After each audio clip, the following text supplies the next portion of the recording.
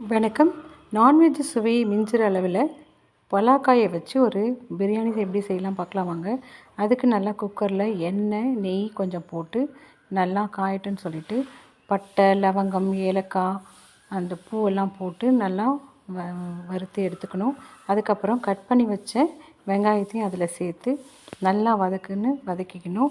அது வதங்கினதுக்கப்புறம் நம்ம தக்காளியை அதில் முழுசாக போடாமல் தக்காளி இஞ்சி பூண்டு கொஞ்சமாக பச்சை மிளகாய் எல்லாத்தையும் நம்ம அரைச்சி அந்த விழுது அதில் சேர்த்துடணும். சேர்த்துட்டு மஞ்சத்தூள் தனி மிளகாத்தூள் அப்புறம் கரம் மசாலா எல்லாத்தையும் ஒன்றா போட்டுடணும். அதுக்கப்புறம் பார்த்திங்கன்னா அந்த கொத்து பலாக்காயை நம்ம கட் பண்ணி மஞ்சத்தூள் போட்டு வேக வச்சு எடுத்ததை அதில் போட்டு நல்லா பரட்டி நல்லா கிளறி விடணும். அதுவும் நல்லா கிளறி வந்ததுக்கப்புறம் அதுக்கப்புறம் நான் 3 டம்ளர் அரிசி எடுத்திருக்கேன். அதுக்கு பிரியாணி ரைஸ் தான் 4.5 டம்ளர் தண்ணி ஊற்றி தேவையான அளவு உப்பு சேர்த்து நல்லா கொதிக்கட்டும்னு சொல்லிவிட்டு அதுக்கப்புறம் அப்படியே வச்சு மூடி வச்சிடணும்.